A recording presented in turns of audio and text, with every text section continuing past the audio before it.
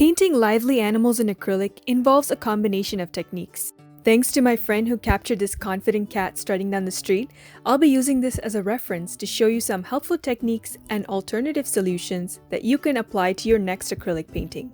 I chose to give this photo a 5 by 7 inch crop for my sketchbook and remove the saturation to clearly see the light, medium, and dark tonal values in grayscale. You don't have to be an expert at drawing to learn painting. Simply trace the outline, transfer it, and go from there. My favorite pastime is drawing. That's why I often add tonal value with a pencil before painting. Another option is to pick one color to apply a wash and paint those values. Although this step is not necessary, it's a good tonal value exercise that serves as a guide for the color stage. Now I'm applying a thin coat of clear gesso with a palette knife. Gesso is a primer that seals, stiffens, and provides a toothy surface for painting. If your paper is thick enough or you don't have clear gesso, you can skip this step. Just add thicker paint for bold color. I like the soft, diffuse light effect the clear gesso creates even after many thin layers of paint. The 4 colors on my palette are Payne's Gray, Yellow Ochre, Titanium White, and Cadmium Red Medium. This is a variation of the Zorn palette, where instead of Ivory Black, I'm using Payne's Gray because it's more blue. Here's a handmade chart I often use as a color reference guide. Mix and lay down whatever colors you see. To me, this cat has a lot of cool and warm greens with a hint of orange in its fur. Using the Tonal Sketch as a guide, I'm blocking in the dark, medium, and light values.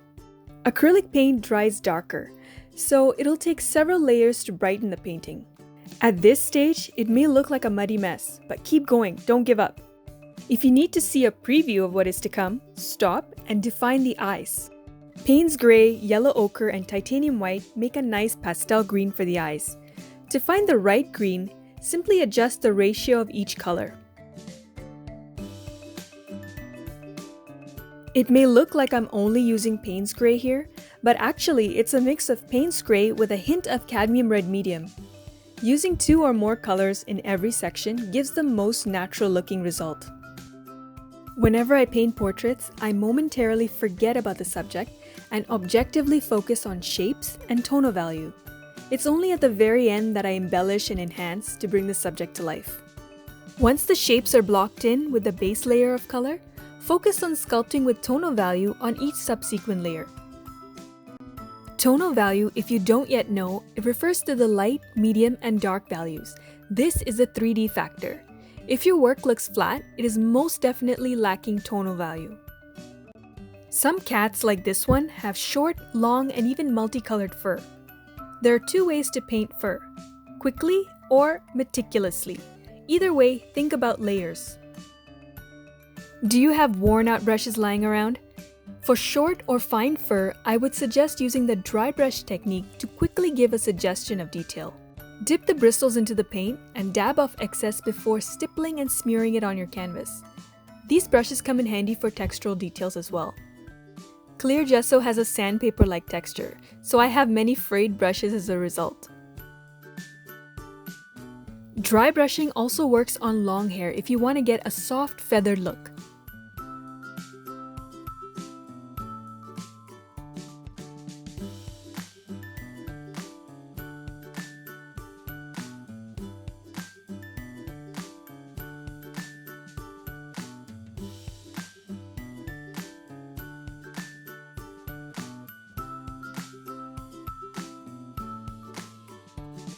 If adding meticulous detail is relaxing for you, go for it! Here's how you can layer fur. Your stroke should follow the direction of the hair growth, but should be layered from the opposite direction.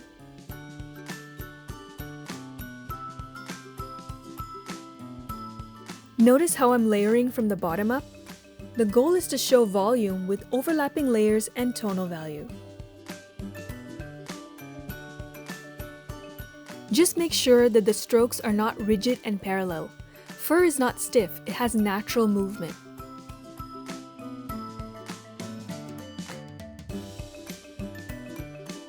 To break up any stiff lines, use a round brush to create staggered and overlapped strokes.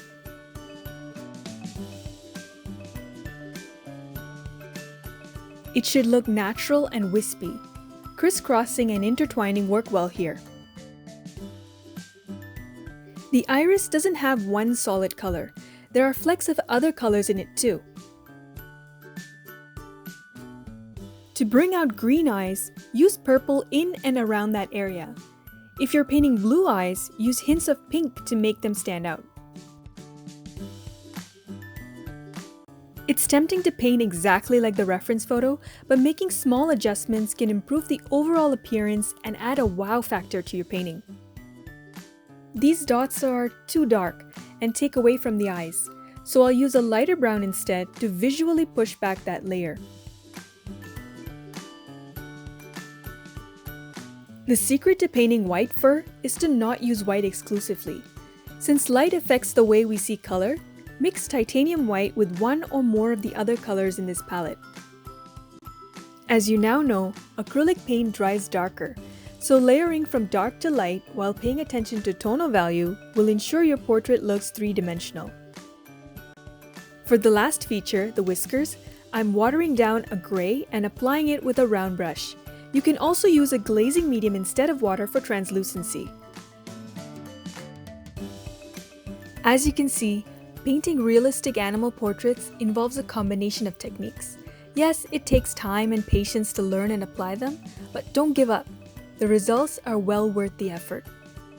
I hope these techniques, alternative solutions, and tips help you with your next acrylic painting.